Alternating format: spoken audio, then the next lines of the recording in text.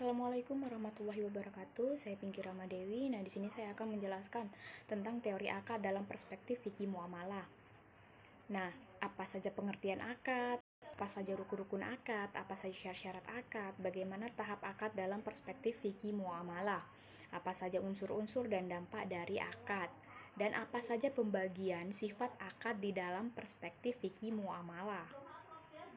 Akad secara bahasa berarti sambungan janji, dan mengikat akad menurut pendapat Wahbah al-Suhaili, akad adalah ikatan antara dua perkara, ikatan secara nyata maupun secara maknawi, dari satu segi maupun dua segi. Dengan kata lain, akad adalah suatu perikatan yang dilakukan oleh dua orang atau lebih berdasarkan ijab dan qabul. Dengan adanya ketentuan syar'i, tidak semua jenis perikatan atau perjanjian dapat disebut sebagai akad, karena akad itu sendiri memiliki beberapa syarat yang harus dipenuhi seperti ijab qabul dan beberapa ketentuan syariat Islam. Akad menurut terminologi ulama fikih, akad dapat ditinjau dari dua segi, yaitu secara umum dan secara khusus. Pengertian umum. Nah, secara umum, pengertian akad dalam arti luas hampir sama dengan pengertian akad dari segi bahasa menurut pendapat ulama Syafi'iyah, Malikiyah, dan Hanabilah, yaitu yang artinya segala sesuatu yang dikerjakan oleh seseorang berdasarkan keinginannya sendiri seperti wakaf, talak, pembebasan, atau suatu yang pembentukannya membutuhkan keinginan dua orang seperti jual beli, perwakilan, dan gadai. Pengertian khusus pengertian akad dalam arti khusus yang dikemukakan ulama fikih yaitu perikatan yang ditetapkan dengan ijab qabul berdasarkan ketentuan syarah yang berdampak pada objeknya. Dengan demikian, ijab qabul merupakan suatu perbuatan atau pernyataan untuk menunjukkan suatu keridoan dalam berakad di dalam dua orang atau lebih. Untuk terhindar dari suatu ikatan yang tidak sesuai berdasarkan syarah, contohnya ijab dari pernyataan seseorang penjual, seperti saya telah menjual barang ini kepadamu atau saya serahkan barang ini kepadamu. Contoh qabul dari pernyataan seseorang pembeli seperti saya beli barangmu atau saya terima barangmu. Nah, selanjutnya yang kedua yaitu rukun akad. Dalam pengertian fuqaha, rukun adalah asas sendi atau tiang, yaitu suatu yang menentukan sah atau apabila dilakukan dan tidaknya atau apabila ditinggalkan suatu pekerjaan tertentu, dan suatu itu termasuk di dalam pekerjaan itu seperti ruku dan sujud merupakan suatu yang menentukan sah atau tidaknya sholat. Keduanya merupakan bagian yang tidak dipisahkan dari perbuatan sholat dalam muamalah seperti ijab dan qabul, dan orang yang menyelenggarakan akad tersebut menurut jumhur ulama rukun akad ada tiga, yaitu sakit atau orang yang menyelenggarakan akad seperti jualan dan pembeli, harga dan barang yang ditransaksikan atau makut alaih, dan sikhatul. Ijab adalah ungkapan atau ucapan atau sesuatu yang bermakna demikian yang datang dari orang yang memiliki barang. Qabul adalah ungkapan atau ucapan atau sesuatu yang bermakna demikian yang datang dari orang yang akan dipindahkan kepemilikan barang tersebut kepadanya. Jika transaksi itu jual beli, maka ucapan si penjual kepada si pembeli, saya jual buku ini kepada Anda, adalah ijab, sekalipun hal itu diucapkan belakangan dalam transaksi jual beli. Di sini qabul adalah ucapan si pembeli kepada si penjual. Nah, selanjutnya yang kedua yaitu rukun akad. Dalam pengertian fuqaha, rukun adalah asas sendi atau tiang, yaitu suatu yang menentukan sah atau apabila dilakukan dan tidaknya atau apabila ditinggalkan suatu pekerjaan tertentu, dan suatu itu termasuk di dalam pekerjaan itu seperti ruku dan sujud merupakan suatu yang menentukan sah atau tidaknya sholat. Keduanya merupakan bagian yang tidak terpisahkan dari perbuatan sholat dalam muamalah seperti ijab dan qabul, dan orang yang menyelenggarakan akad tersebut menurut jumhur ulama rukun akad ada tiga, yaitu sakit atau orang yang menyelenggarakan akad seperti penjualan dan pembeli, harga dan barang yang ditransaksikan atau makut alaih yang, dan sikhatul. Ijab adalah ungkapan atau ucapan atau sesuatu yang bermakna demikian yang datang dari orang yang memiliki barang. Qabul adalah ungkapan atau ucapan atau sesuatu yang bermakna demikian yang datang dari orang yang akan dipindahkan kepemilikan barang tersebut kepadanya. Jika transaksi itu jual beli, maka ucapan si penjual kepada pembeli, "Saya jual buku ini," Anda adalah ijab sekalipun hal itu diucapkan belakangan dalam transaksi jual beli. Di sini qabul adalah ucapan si pembeli kepada si penjual, "Saya beli buku ini," sekalipun ucapan itu dikeluarkan di depan. Jika ijab dan qabul ini sudah diikat satu sama lain, sementara kedua ucapan oleh orang yang sehat akalnya, maka akan terjadi perubahan status. Hukum ke atas barang yang diselenggarakan akad atasnya, atau dalam hal ini adalah buku yang dijual, perubahan status. Hukum ini adalah di sini adalah perpindahan kepemilikannya, yaitu sebelum akad buku tersebut milik si penjual, dan setelah akan status kepemilikannya berpindah kepada si pembeli setelah membayar sejumlah uang sebagai harga dari buku itu. Ijab dan qabul ini sangat penting karena menjadi indikator kerelaan mereka yang melakukan akad.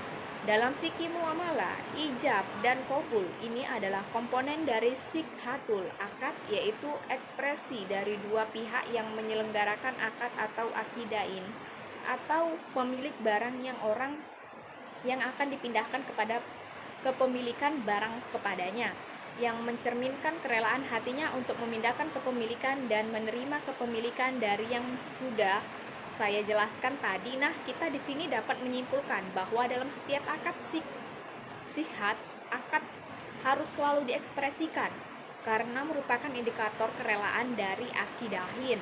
Nah, selanjutnya kita bahas untuk syarat-syarat akad. Di dalam syarat-syarat akad ada beberapa macam syarat akad, yaitu syarat yang terjadinya akad secara sah, syarat memberikan, dan syarat keharusan atau lizum.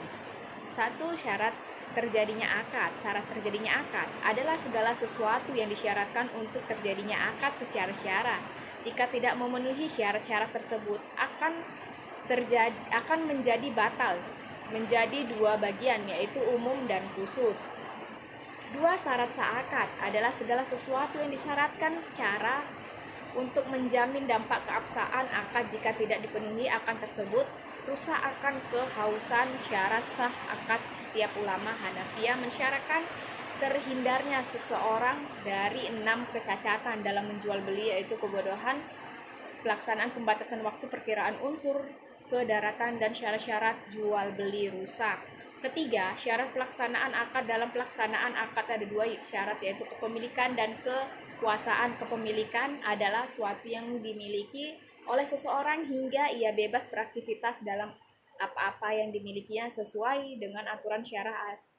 Adapun keharusan ialah kemampuan seseorang dalam memiliki secara asli, yaitu dilakukan oleh dirinya maupun sebagai penggantian. Dalam hal ini disyaratkan dijadikan akad harus kepunyaan seseorang yang berakad. Jika dijadikan makna sangat beruntung kepada izin pemiliknya yang asli.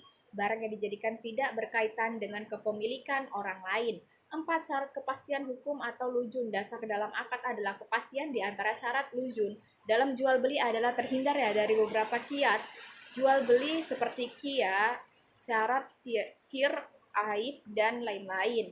Nah, kita masuk ke tahap akad. 1. Al-ahadu atau perjanjian, yaitu pernyataan dari seseorang untuk melakukan sesuatu atau tidak melakukan sesuatu dan tidak ada sangkut pautnya dengan kemauan orang lain. Janji ini mengikat orang yang menyatakannya untuk melaksanakan janjinya.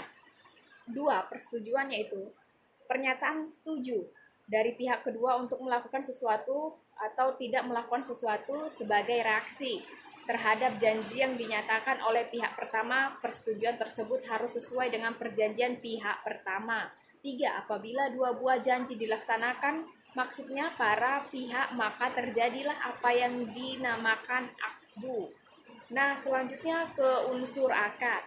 1. Pertalian ijab dan qalbu. 2. Dibenarkan cara dan mempunyai akibat hukum. Nah, selanjutnya yaitu dampak akad. Setiap akad memiliki 2 dampak, yaitu umum dan khusus. Dampak khusus adalah hukum akad, yaitu Dampak asli dari pelaksanaan suatu akad atau maksud utama dilaksanakan suatu akad seperti pemindahan kepemilikan dalam jual beli, hibah, wakaf, upah, dan lain-lain.